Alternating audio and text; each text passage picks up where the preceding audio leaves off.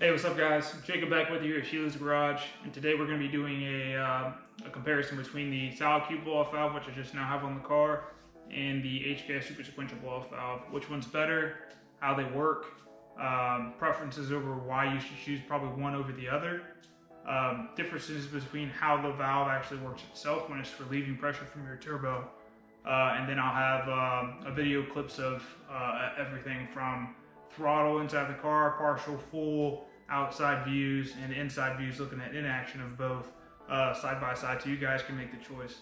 I like making content for you guys, but at the same time too, it would really help, to fund some more car parts if you guys actually subscribed to the channel. So I would greatly appreciate it. Please do. Let's get started with the content.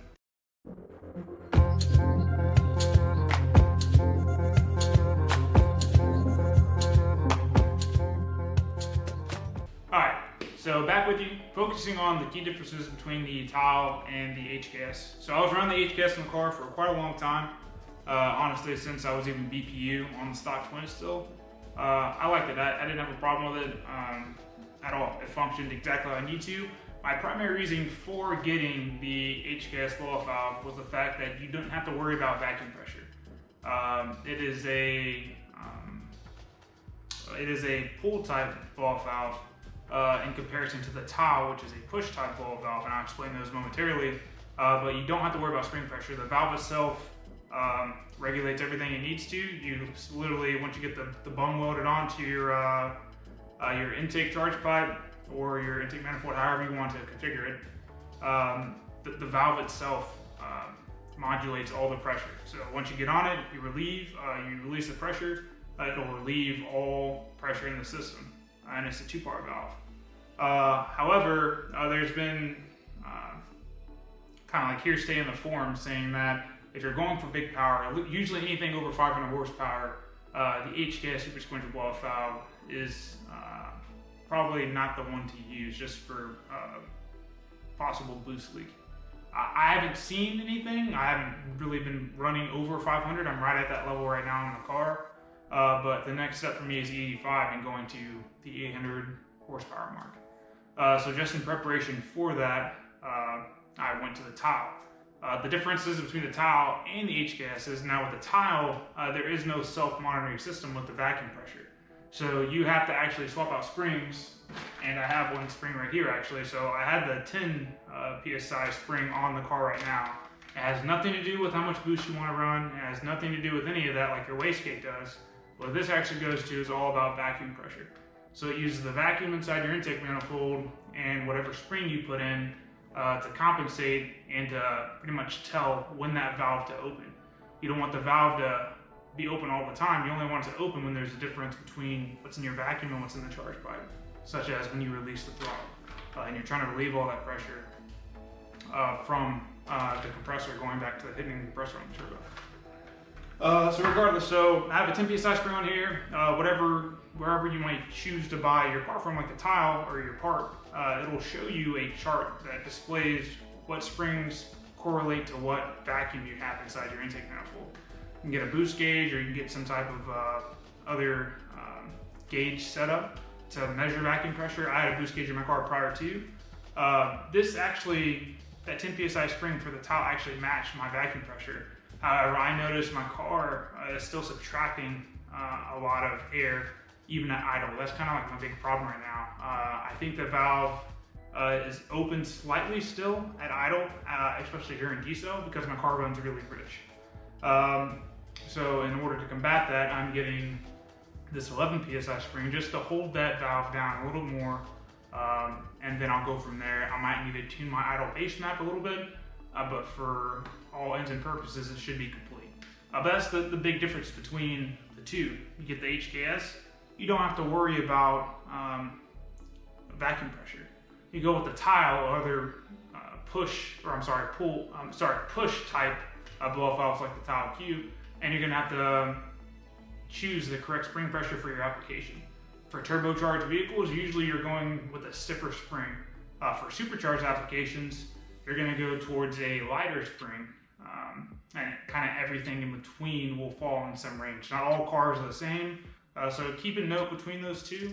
In addition to that, you'll see kind of now how they function. So right now I'll post a clip and it will show you the HKS super sequential blow-off valve. So the first picture is just the way it vents during that first stage, and it's a kind of a two-part blow-off valve. So you're going to see like an inner valve, and then you're going to have an outer valve. HKS calls it the primary and secondary. So during initial throttle release, that primary valve is going to open up, and it's going to kind of be pulled out of the way because all that air is not going to the valve, it's actually pulling that valve open. And then once full pressure is released, that second valve is going to open up, releasing the rest of the pressure. And you can kind of see how that air kind of fluctuates through the valve through the first picture and second picture. Now, what you guys will look at will be the TiAL Q blow-off valve. So the picture itself and how it functions, you're actually looking at a Greddy blow-off valve. However, for this purpose, I couldn't find a really good picture on how air flows through a TiAL blow-off valve, but it's still a push type blow-off valve, so it's going to honestly look the same. The only difference is the actual appearance of what you're looking at. So that air is actually pushing that valve open, where that spring is actually on top, holding that valve down. And then once that pressure differential ascends, that vacuum pressure is released when you let off the throttle. That air will escape the blow-off valve and close immediately once you go back on the throttle to accelerate again. So that's how the valves differentiate. I hope that helps you guys out. Maybe you guys choose which one you want to go with. The TiAL Q is the highest flowing blow-off valve on the market right now.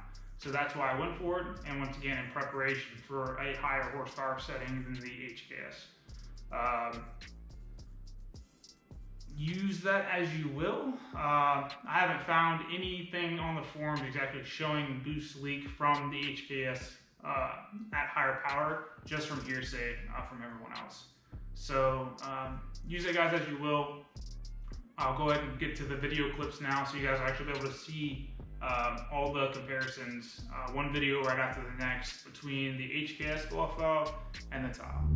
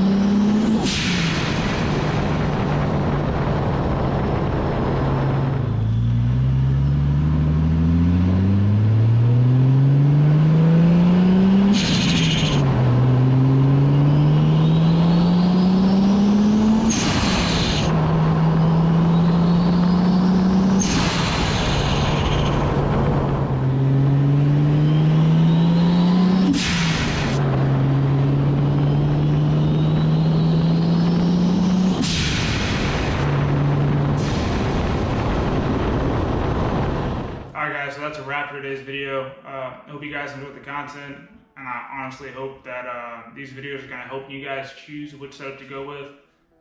Honestly, personally, whichever one you choose, I think will be fine in the long run. Even if you do have boost leak from the HKS setup, I mean, hey, you know what the limiting factor is, and you can swap it out and go to something else. The next video that'll be coming up is going to be the spring swap out on my TiAL Q blow-off valve. I'll be swapping the 10 to 11, so you guys will be able to see that. This same setup, or modifying the spring, also usually works for a majority of the wastegates, at least for my precision wastegates they do.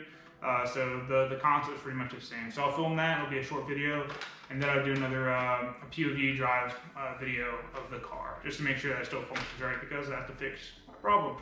But yeah, hope you guys enjoyed the content. I'll see you guys in the next one. Peace. Take it easy.